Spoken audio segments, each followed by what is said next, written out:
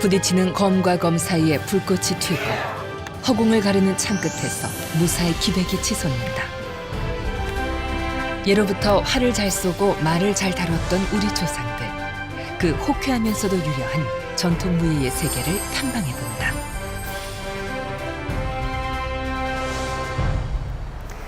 안녕하십니까, 김민지입니다. 우리는 조선을 문의 나라라고 하죠. 무인보다는 문인을 더 중시했던 경향이 있던 나라라고 생각합니다. 하지만 정말 그럴까요? 이 조선은 무예와 무술이 잘 발달한 나라였습니다. 그중 하나가 바로 무예 24기인데요. 정조 때 완성한 무예 24기는 당시 한중일 무예를 종합한 최고의 무예였습니다. 일반인들에게는 조금 낯설고 생소한 전통 무예일 수도 있는데요. 우리는 이번 주와 다음 주 2주에 걸쳐서 우리나라 전통 무예에 대해서 알아보려고 합니다. 오늘은 먼저 무예 24기에 대해서 살펴볼 텐데요. 오늘 조금 역동적인 상황이 펼쳐질 것 같습니다. 함께 가시죠. 인류의 역사는 전쟁의 역사였다. 우리 조상들 역시 수많은 전쟁을 겪었다. 이때 전쟁의 승패는 잘 훈련된 무인과 그들의 전투 기술에 달려 있었다. 우리는 흔히 조선을 무를 도외시한 문의 나라였다고 말한다. 정말 그럴까? 조선을 건국한 태조 이성계는 북방의 장군 출신이었고 그의 아들 태종은 관료로서의 무인을 뽑기 위해 무과 시험을 도입했다. 조선 초기에는 군사를 훈련하기 위해 훈련관을, 그리고 세조 때에는 훈련원 등을 설치했다. 그러다 임진왜란을 거치며 조선 후기에는 훈련도감이라는 중앙군영을 갖추고 삼수병 제도를 만들어 직업군인을 상주시킨다.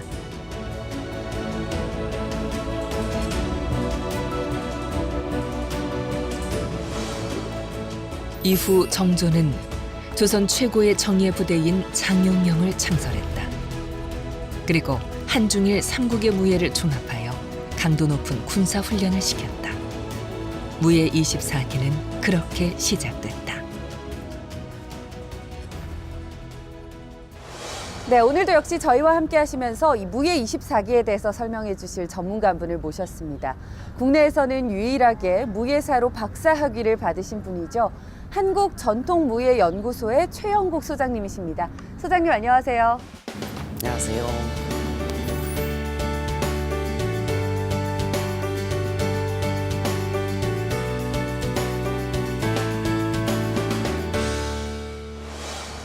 네, 먼저 용어와 개념 정립부터 해야 될 것 같은데요. 소장님께서는 전통무예보다는 한국무예라고 부르는 것이 옳다, 이렇게 말씀을 하셨다고 하더라고요. 어떤 뜻인지요? 일단은 전통에 대한 모호성입니다. 근데 창작된 것도 전통무예라는 형식으로 말이 왜곡이 되거나 오히려 그 전에 있었던 존재들, 무예들조차도 고대의 고구려의 무예나 백제의 무예 이렇게 계속 전통으로 둔갑수를 하는 경우가 많아서 오히려 그것보다는 현대에는 한국무예, 우리의 토착 환경에 맞게 새로 성립된 무예, 한국무예라는 것들이 더 올바른 표현이다라고 얘기를 하는 거죠. 네. 그렇다면 이 최영국 소장님과 함께 이 한국 무예에 대해서 알아보러 가보겠습니다. 함께 가시죠. 무예 24기의 탄생은 정조의 비극적인 가족사로부터 시작한다.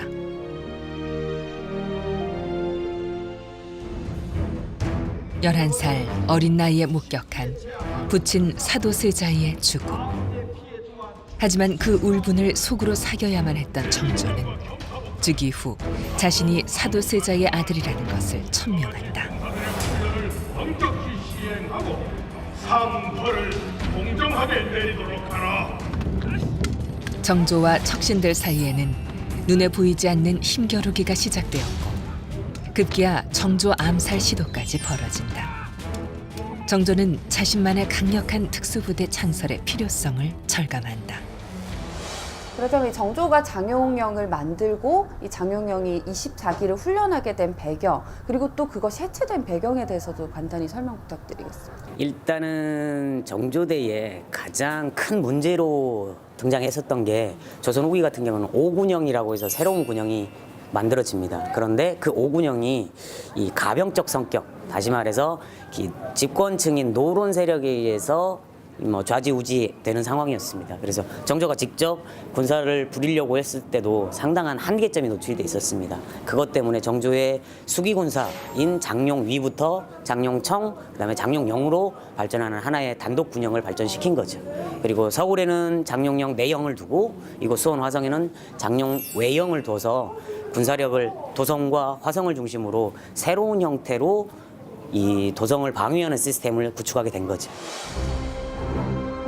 정조가 아버지 사도세자의 능을 참배하기 위해 행차할 때마다 친위 군대인 장용영이 늘 옆에 함께했다. 정조 스스로도 황금 각주를 입고 능행기령이 났다. 그만큼 장용영의 사기는 높을 수밖에 없었다.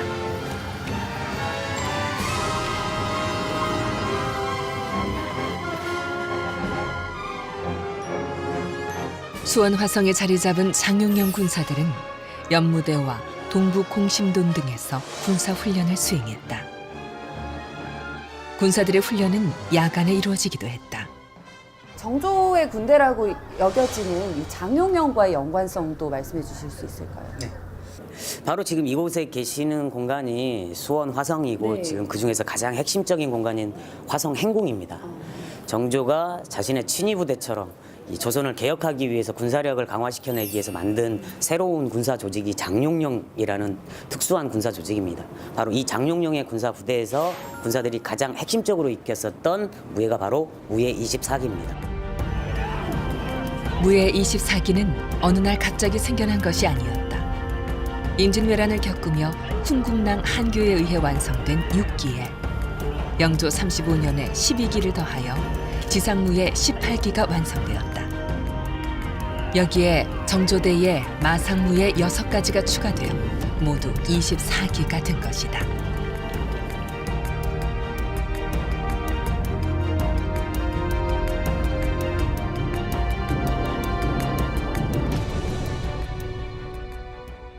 대표적으로 조선의 군사들이 익혔었던 군사무예고요. 묵과시험을 보기 위해서 반드시 해야만 했던 마상무예, 그리고 군사들이 백병전, 단병접전이라고 표현을 하는데요. 군사들이 전투에서 활용했을 때 창과 칼로 싸웠을 때 기본적으로 했었던 보병들이 익혔던 무예들까지 함께 다 하고 있습니다. 이때 정조는 군사들이 실제 훈련에 참조할 수 있도록 무예 24기 동작을 체계적으로 정리한 한 권의 무예서를 완성한다. 바로 무예 도보 통지다. 무예 도보 통지가 다른 무예서들과 다른 점이 있다면 어떤 점이 있을까요? 무예 도보 통지는 국가에서 집중적으로 주도하에 만들어진 병서입니다. 그때 당시에 유럽이나 동양 같은 경우도 중국이나 일본 같은 경우도 국가가 주도적으로 무예서를 편찬한 작업은 없었습니다. 그리고 특히나 이 무예도보 통지는 그냥 전술 전략 큰 개념의 그림을 그리는 게 아니라 실제 군사들이 전투에 활용할 수 있는 동작 하나하나를 글과 그림으로 남겨놨기 때문에 현재 가장 도움을 많이 주고 있는 병사에 해당하겠습니다. 이때 장용영의 초간이었던 무사 백동수가 직접 동작을 보이면 두화서 화공이 이를 그림으로 옮겼다. 그리고 당대 실학자였던 박제가와 이덕무가 설명문을 집필했다.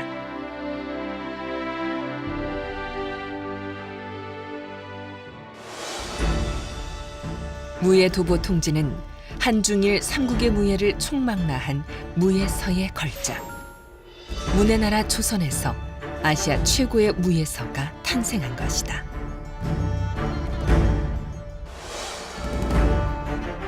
정조는 한문을 모르는 병사들을 위해 언해본까지 만들어 보급했다. 병사들은 이를 옆구리에 끼고 수련했다고 한다.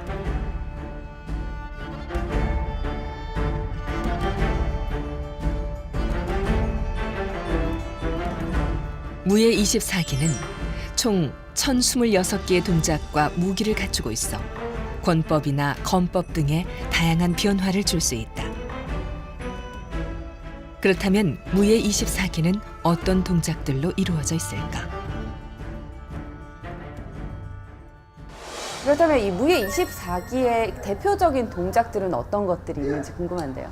무예 24기는 18가지의 보병들이 익혔었던 무예, 그리고 말을 타고 익히는 기병들이 익혔었던 마상무예 6가지로 구성되어 있습니다.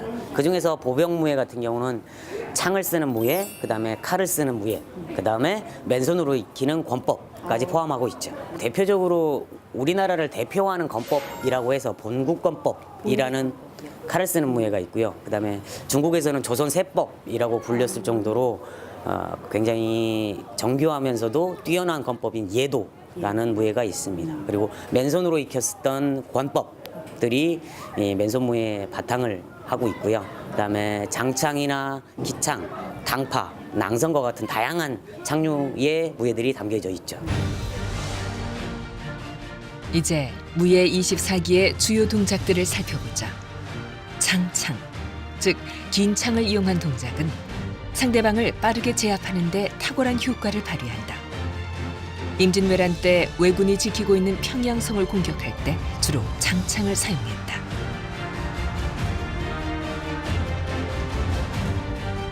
삼지창이란 이름으로 잘 알려진 당파는 평지에서 창을 든 상대와 대적할 때 유리한 자세다. 특히 당파에는 기병을 제압하는 기법이 많이 포함되어 있다. 긴 대나무에 가지를 세우고 그 사이에 철심을 붙여 사용한 낭선. 얼핏 보면 대나무로 무슨 힘을 발휘할 수 있을까 싶다. 하지만 낭선은 적의 접근을 막는 데 효과적으로 사용한 무기. 이때 철심 부분에 독을 묻혀 상대를 제압했다고 한다. 방패와 요도, 그리고 표창을 사용하는 무예를 등패라 한다. 처음엔 방패의 재료로 등나무를 사용했지만 조선 초기에는 나무판에 쇠가죽을 붙여 사용하기도 했다. 이는 주총과 화살까지 막아낼 수 있을 만큼 성능이 뛰어났다고 한다.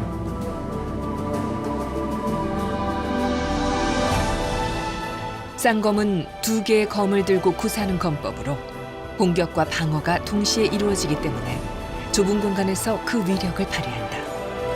2개의 검이 조화를 이뤄 움직이는 이 매력적인 검법은 조선시대에는 기생들의 검무로 변용되기도 했다.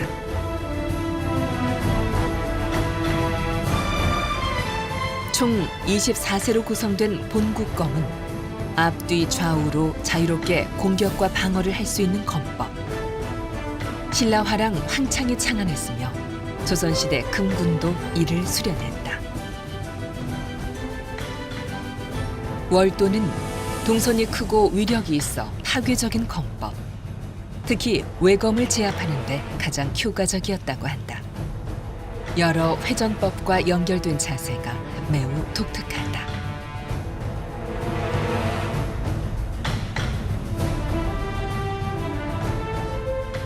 교전은 무예 24기 중 가장 늦게 완성된 검법이다.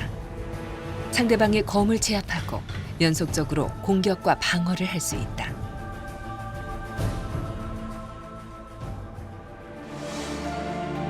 그 밖에도 무예 24기에는 다양한 동작들이 있다.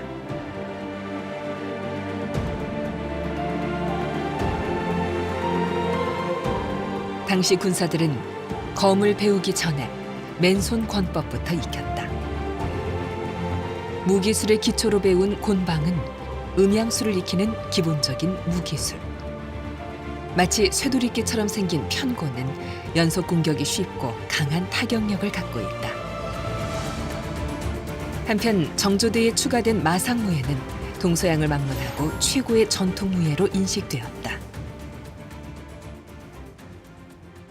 정조시대 같은 경우는 대청 전략, 다시 말해서 청나라를 방어하는 형태의 전술이 편제가 짜져 있었고요. 그다음에 내란 중심들, 다시 말해서 국가 안에서 방위 체제 안에서 이 내란이 발생했을 때 가장 효과적으로 진압했었던 부대가 기병이었기 때문에 기병력 강화에 의미를 두고 무예도부 통지에 마상무예 6가지를 추가시킨 거죠.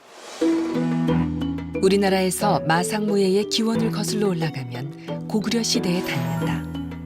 고구려 고분벽화에 기사, 즉 말을 타고 활을 쏘는 그림이 등장하는 데서도 알 수 있다. 고구려와 부여 등에서는 기마전 중심의 군대에서 반드시 마상무예를 훈련했다.